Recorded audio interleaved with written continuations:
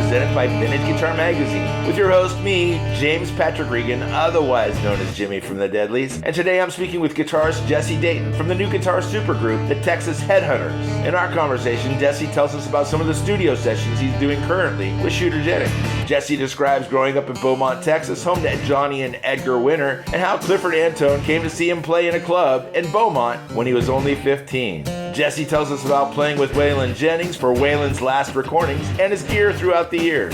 Jesse describes how a chance meeting with Kris Kristofferson got his career in gear, and likewise after working with Rob Zombie scoring Rob's movies.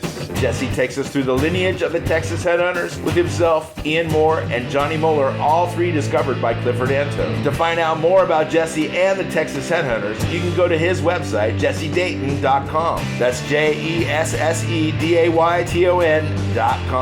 Please subscribe, like, comment, share, and most of all, review this podcast. I'd really appreciate it. And please support Vintage Guitar Magazine and all the wonderful things they do for us guitar players, because they do so many wonderful things for us guitar players. Here's my buddy Jesse.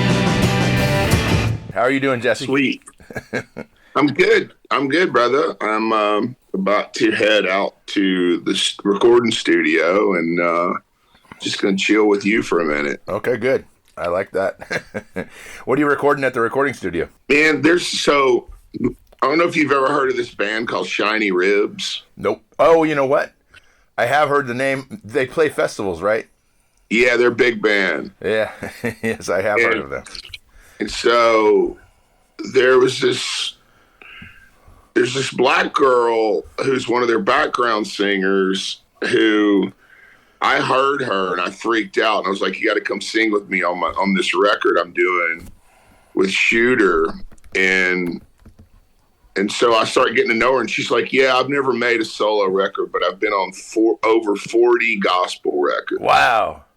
And her best friend is Chanel Haynes, who got the gig with the Stones. Oh my goodness.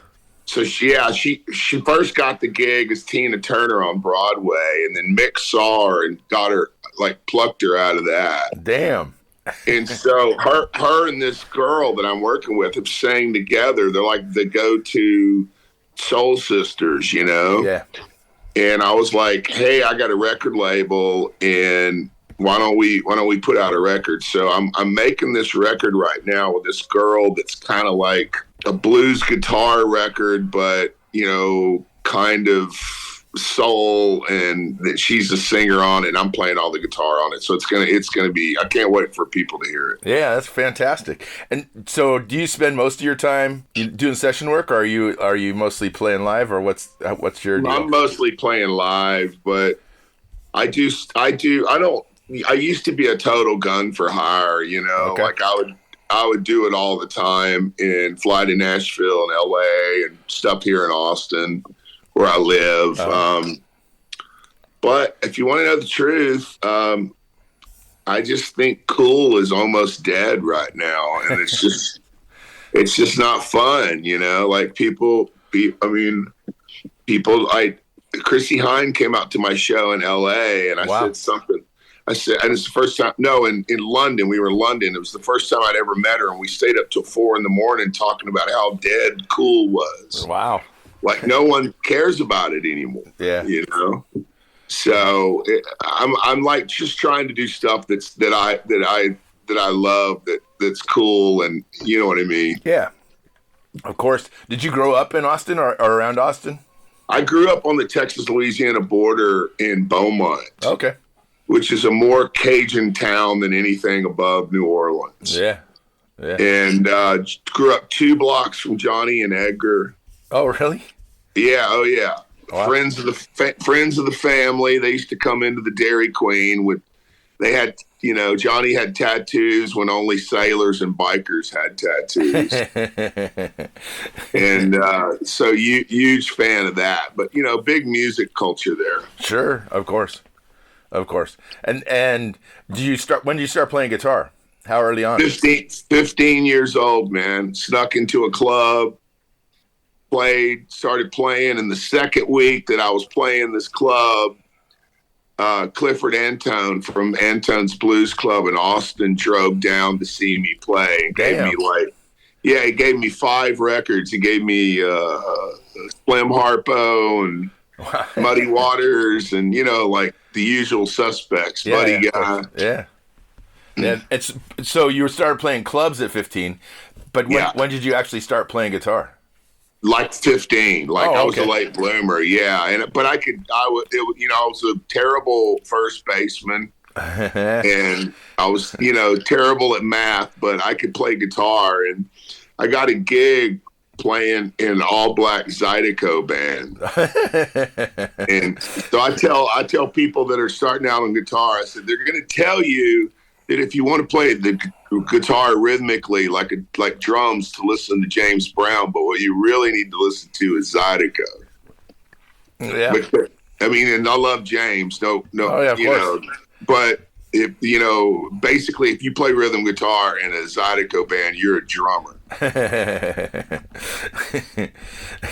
And so, was guitar your first instrument, or you played anything before that? I started out on drums when I was a kid. We all had mandatory piano lessons. I still got a Blue Sparkle '66 Ludwig kit up in my parents' attic in Beaumont. Right on. And so played in little. I would go down to the little honky tonk or the nursing home, and I'd play with the old timer country guys. And I'd go play little garage rock bands where we'd play everything from, Chuck Berry to whatever, and just, Sure. What and what was your first concert? Like your first, actually seeing people? Was it Johnny and Edgar or no? No, but that was like my 3rd or 4th. Okay.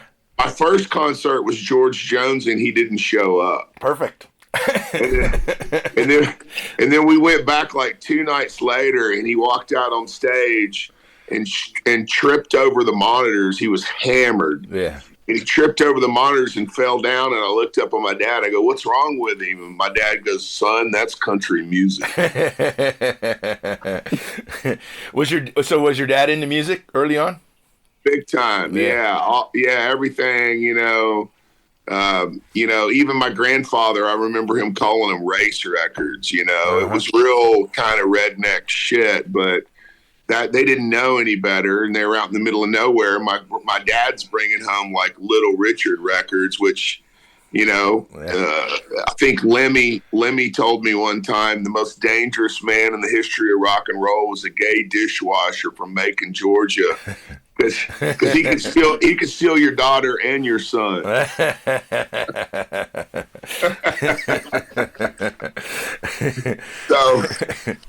So it was I had all this cool, swamp pop and blues, and then of course the grandparents, and then Willie and Waylon came in. Yeah. I later got that gig with Waylon playing on like one of his last records, and the family was like reaccepted the weirdo after I got the Waylon gig. Early on, what was your guitar when you were 15? What was your guitar? So the first guitar was the Silvertone acoustic, right? And then the first electric was a red 65 Mustang with racing stripe on the side. Yeah, of course, with the competition stripes, of course. Yeah, and that was the one. I wish I still had it, man, but I was young and dumb, and I sold it for some other guitar that was not as cool. Yeah, that's okay. It's had a short scale neck, and that's not good. Yeah, I'm too big for it anyway, but I still would like to get a guitar like that again, because we had all seen that Woodstock movie, so we were. They played it at the midnight movie, so it was all about Hendrix, and anybody. And don't forget Santana. Oh, absolutely, and don't forget 10 years after. Alvin Lee. That's when you could say, hey, my older brother would say, "Hey man, we're gonna go see a boogie band tonight." Well, so in Beaumont, did all the major tours come through Beaumont when you were a kid? All the major tours, because they had to go through Beaumont to go from Houston to New Orleans. Okay. So we would get them on Sunday, Monday, and Tuesday night for the B Market, show, and of course everyone showed up. Yeah. There'd be I remember seeing, bands like Thin Lizzy and Nazareth. Oh yeah. And there'd be, 10,000 people there on a Monday night. Oh yeah. Right on. That's great. Yeah. You didn't just go from playing clubs at 15 to playing with Waylon and playing with Lemmy. So how did that whole transition happen? I moved to I played around Houston and the Golden Triangle a bunch, right? Mm-hmm. The Golden Triangle. What is the Golden Triangle? Well, it's South Louisiana, okay. in that part of Texas and South Louisiana. Okay. From like Lake Charles to Beaumont. Yep. And, there was 100 little, honky tonks and juke joints to play. And that was when they still, I'm old enough to where, I got in before right at the end of the cool shit. You know what I mean? Before it all became like, people became self-realized and I played. And then I went to Austin. And I played at Antone's, the Continental Club, the Broken Spoke, all these places. And then people were like, "Oh wow, he can play. Let's get him to play guitar for us." And I always had my own little band because I could sing, so I had a little way to make money. I'd take a little 3-piece out and. We go play for, that's when rent was like, $300 a month in Austin. This woman walked into the Continental Club one night and she was a big executive from Nashville. And she goes, "I'll never get you on the radio." She goes, "But I can get you on TV." Oh, right on. And so she put me on this real square country show called Crook and Chase. And I show know Crook and Chase, of course. I watched that show religiously. Yeah. And they were real nice people, but it was like one step below the Christian Broadcasting Network. No, TNN. And so I get on there and I'm thinking, man, my parents are going to love this shit, but this is so uncool, It's like all these guys in these cheesy Garth Brooks two-tone neon shirts and mullets and the whole thing. And, and I'm show up from Austin. I get grease in my hair and tattoos. She walks in and she goes, "Hey, Kristofferson's going to be on the show tonight. He wants to meet you." Wow. And that's how that was my first real break. As Kris comes backstage and he goes, "Hey man, do you party?" I go, "Fuck yeah, I party." And he goes, you wanted to go to the Gibson factory after the show and go burn one? And I was like, absolutely. Yeah. So we walk outside and we smoke a joint. We talk about Bukowski and we go. And then I was like, okay, that was a cool night. Hung out with my mom's crush. And then the next morning at that hotel room, I got this phone call, and I was staying out in the bricks, man. I couldn't afford to stay where like the country stars were staying. Sure. And there's lot lizards running around, drug dealers, and it was sketchy. And this phone rings, and he goes, "Hey, Hollis, I saw you. I was watching for Kris last night. You want to come pick some guitar?" And it was Waylon. Yeah, right on. And that was the beginning. Yeah. And so you played on Waylon's last album. And how do you get hooked up with Lemmy? Well, I didn't really get to play with Lemmy, but me and Lemmy got to be friends. The guy that I really worked closely with in heavy rock and heavy metal was Rob Zombie. Okay. Yeah, I ended up making 3 movies with Rob Zombie. And I did the soundtrack for The Devil's Rejects. Mm-hmm. And I did the soundtrack for those Halloween movies. Yeah. And Rob was the executive producer, and he would just give me a budget and tell me to write original songs for the films. Yeah. It literally changed my life, dude. I was living in a garage apartment, and then, the difference between Scorsese and Rob Zombie is that Martin Scorsese, who might be the greatest director alive, he's never sold millions of records. Yeah.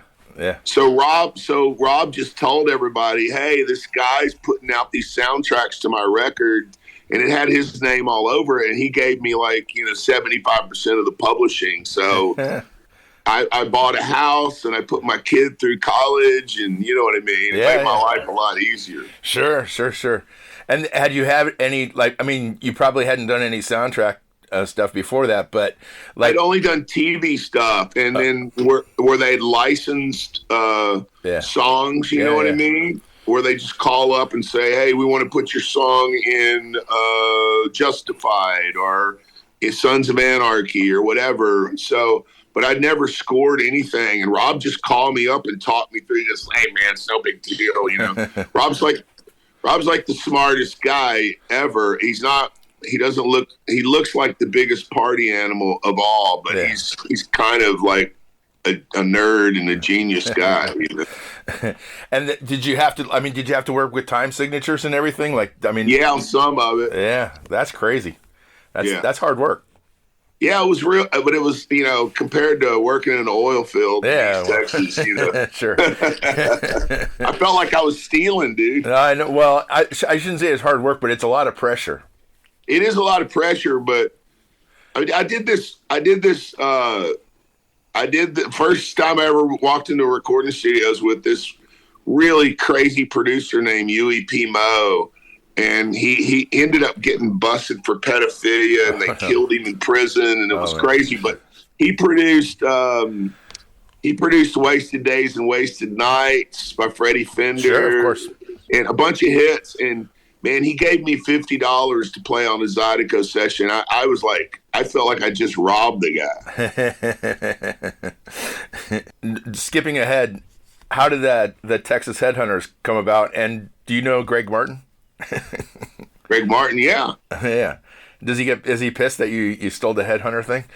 No, but you know, there was the Headhunters there was the Headhunters thing out of New York, the jazz thing. Yeah, of course. And then there was the Kentucky Headhunters. Yes, Greg Martin's band. Right. And so there was actually a band called the Headhunters before Kentucky. Okay. It was Herbie Hancock. It was heavy guys that we know their names more than we know Greg Martin's name. Yeah. And by the way, I love the Kentucky Headhunters. Likewise. I think they're fucking cool. I mean, when I saw that drummer and those old guitars they were playing, I was like, oh, this is going to be cool, you know? Sure. Likewise with the Georgia Satellites. Yeah, oh, absolutely. Yeah. And I love Dan Baird. He's a good friend of mine. Oh, good. Yeah, he's fantastic. He's amazing. Yeah, one time I got a publishing deal in Nashville, and we're all sitting at this table, and the guy goes, "Who do you want to write with in Nashville?" And I go, "I want to write a redneck rock anthem with Dan Baird." And they're like, "Really? That's who you want to write with?" Right on. But so me and Ian Moore and Johnny Moeller were all discovered by Clifford Antone when we were kids. Okay. So Clifford, who owned, Antone's Home of the Blues. Yep. And he discovered, Stevie and Jimmy and the Sexton Brothers. And, the list goes on and on and on. He found me in Beaumont at that club when I was 15. He found Ian when he was 12. Wow. He found Johnny Moeller, I think, left high school and his dad just dropped him off at the club. Wow. Like, seriously. Like, so Johnny plays with the Thunderbirds full time now. Uh-huh. And, Ian had this, pretty astounding career in the 90s. Like, he was on tour with the Stones and on tour with ZZ Top. Yep. And, these guys like John Mayer come up to him and they're like, "Oh my God, you were the man." And so I was talking to my manager in New Orleans, Reuben Williams, and he's like, "Man, you should put together like a 3-man Texas blues thing." And I was like, "Yeah, man, there was this 80s record that had Johnny Clyde Copeland and Robert Cray and Albert Collins on it, and it was called, I forgot the name of it, Showtime or something like that." And I was like, "Let's make a record like that." So we did, and we just went out and did our first 6 shows ever. Wow. We never done, we went and played with Samantha. We literally just played our first 6 shows as a band. Uh-huh. That right on. So you guys were playing with Samantha Fish?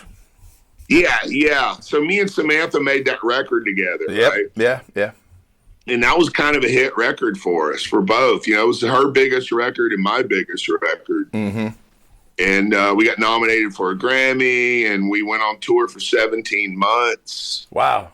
And, yeah, all over the world. It was crazy. And, you know, she's like family to me, dude. Like, you know, and I know her because she used to open up for me in Kansas City when she was a kid. Okay, right on. She was a little barefoot hippie girl opening up for me. And so are you guys planning on, are you going to tour behind the album? Yeah. We're going out at the end of August. Okay. And we're going to go into September, and we're going to do a bunch of gigs. And, you know, we're doing it kind of, we got a new single coming out tomorrow featuring Johnny Moeller on vocals, because we all switch, you know, we all sing different things. And which is it? Maggie went back to Minola, or is it? No, that was the first one. That's the one I did. Okay. And then we did, and that one's kind of got this 70s, you know, ZZ Top, East Texas kind of thing. Sure. Yeah. And then we did Kathleen, which is more like, you know, Ian's Hendrix kind of trip. Sure. And then we got this new one coming out with Johnny. What's the name of the song? Give Me Some Love is the name of it. Yeah, of course. And that's coming out tomorrow with a video and everything. So. Yeah. I better get this out quick then, so people can watch it and get your numbers up. Where are you at, dude? I'm in Napa, California. Oh, nice. Yeah, that's all right. It's a tourist town. It's pretty though. It is pretty. Yeah, but you know, yeah, it's all right. Same with Austin. Austin is pretty. Austin's great, but it's the devil's armpit right now until after August. Oh yeah, yeah. No, I mean, we don't have your humidity. That's for sure. I mean, if it didn't get 110 degrees for like 3 months here, everyone would live here. And if it wasn't as expensive as hell, everybody'd live here. Oh, I bet. Yeah. So what's your guitar collection look like? Man, right now I'm using a 73 Fender Tele Deluxe, and I'm using this 56 Silvertone for slide. Okay. It's a solid body. Yeah, the Tele Deluxe with humbuckers? Yes. Yeah. Right. And I'm also using this guitar called a King, which is really a blast cult. Uh-huh. Out of London that a friend of mine made for me, and I play it in that Rob Zombie movie, Halloween 2, I think it is. I'm on screen with that. So, you know, that one's it's a custom guitar with no serial number. Oh, right on. And it stays in tune better than a Gretsch. It looks like a Trini Lopez on crack because it's got the two horns. Yeah. But it's really big, like a Gretsch. Yeah. I think I saw it in the video. And it's got a Bigsby, and you can just. I mean, it's never more than 2 cents off between songs when you just wear that Bigsby out. Right on. And and then I've been using this other one that's kind of a little Frankenstein guitar that's ridiculous. It's like it's a 76 Tele neck on an 81 Tele body, because I guess in the early 80s they started making the soap bar pickup things. Yeah. And I hated the neck, so I put that on. And then I got a Martin that's, you know, I'll use if we do acoustic stuff, you know, I got this Martin that's pretty it's the holy grail of my collection. What's the Martin all about? So the Martin, there's only 6 of them made. And the luthier rather, that I always say Steve Luthier. The luthier who made it, he only worked for Martin for like 2 years. Wow. And Clapton has 2, and Jack White bought the other 2 from Bowie. Wow. And Bowie's widow. Yeah. And then a friend of mine who's a gazillionaire in Texas owned 2, and he somehow said, "Hey man, I want you to have one of these guitars." And It was 42. It's a 1981, and it was 42 grand in 81. Wow, damn. Yeah, it's amazing, dude. I mean, it's when you play it. Like I got to play Segovia, one of Segovia's guitars. Did you really? Yeah, and when you were playing it, I was nervous, as you can imagine. Sure. But I could actually feel the wood almost breathing. This guitar does that. Okay. And what's the body style? Is it a triple O or? Yeah. Well, no, it's a 45 body style. Oh, okay. All right. Right on. But it's not called a D45, but it looks just like one. Sure. I gotcha. Yeah, right on. Anyway, but I got, I used to have a ton of guitars, and I used to have a ton of hot rods and a ton of motorcycles. Uh-huh. And, I got in my 50s, and I just got sick of having all that shit. Sure. You can only play or ride one at a time, know? Yeah. And so, did you sell them, or what'd you do with them? I sold them, yeah. I sold a bunch of them, man, because I was never going to play them. And yeah. I didn't need the money, but I just got tired of storing them. Yeah, I got you. Same with the motorcycles, man. I had a bunch of them, and all the cool European stuff, British stuff, and I was just like, this is kind of an embarrassment of riches, And where did you sell the guitars? Like, did you go through a music store, or no? I there were people who wanted them. Oh, gotcha. That I knew who were, guitar players and collectors and stuff like that. And, I sold, I think, 16. Mm-hmm. And so now I only have I only have 14 or 15 guitars now. Yeah. Wow. That's pretty good. Yeah. It's not bad. And I only play 3 of them. Yeah. Yeah. Well, and so, what about amps? What are you doing for amps? Well, I'm doing, all kinds of different amps. I have a custom amp that Bruce Zinke designed for me. Yeah. That is when he first revamped Supro. Mm-hmm. And I have the O1 of that. Yeah. That's pretty amazing. I've learned that if you get an older amp that has more than 30 watts or 20 watts, and you put a 15-inch speaker in it, and you crank it up all the way, it will crackle, and you'll get that sound that barely breaks up instead of sounding like a fucking mosquito. Yeah. It sounds like it's supposed to sound, where it breaks up, that faces sound and that Keith sound. Yep. And of course, they used Princeton's, but you can, so I'm into these 15 inch high watt old amps, but Orange just sent me an amp that I really like.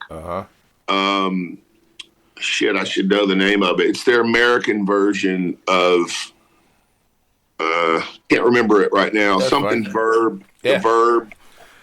It's really cool, but I use I'm into Deluxes and Princeton's. Yeah, of course. The stuff, the real shit. The real shit. Do you have a bunch of old Princetons and? Yeah, I got a bunch of. I got them. I'm using my motorcycle shop to store my amps. So, do you have more amps than guitars? Yeah, right now, but I just sold 4 amps. Okay, all right. So I'm starting to peel those off too because it's just ridiculous. Yeah. I just feel like a hoarder, and I don't know. There's something that makes me feel uneasy, like it kind of my working class sensibility. You know what I mean? Yeah. So what's your car right now? Well, lately I've been driving this 25 anniversary 78 Corvette. Oh, right on. Yeah, it's like driving a hard-on. It's like you're just and but I also have a 49 Mercury that's pretty cool, and it's all chopped and lowered and all that. That's cool. But I really like the Vet because I got the 8-track in there with, I think I've got Glenn Campbell and Nazareth in 8 tracks. That's fantastic. So it's cool, like, I think when you know how it is when you get our age and all that stuff from when you were a little kid becomes so important. Oh, yeah, absolutely. Yeah, fucking HR Puff and stuff. Totally. All that shit, man. Yeah. Well, are you guys going to come out to California, do you think? Yes, we are going to come out, and I'll tell you, I think the dates are up at jessedayton.com. Okay, I'll check them out. And but dude, come out and hang out. And let's say hello in person. Yeah, for sure. Well, it's been great talking to you, Jesse. This has been fun. Thanks for having me, man. Absolutely. Have a great day. Is it James or Jim? It's James, but you can call me whatever the fuck you want. Okay, I'll call you James. All right, man. See you, brother. See you later. Bye-bye. Later. Thanks for listening to Have Guitar Will Travel. You can catch up on all the things I'm doing at thedeadlies.com, and I'm on all the social media platforms as well. And please support Vintage Guitar and all the wonderful things they do, because they do many, many wonderful things for us guitar players. Thanks. Please subscribe. Please tell a friend, and I'll see you guys next week. Bye, guys.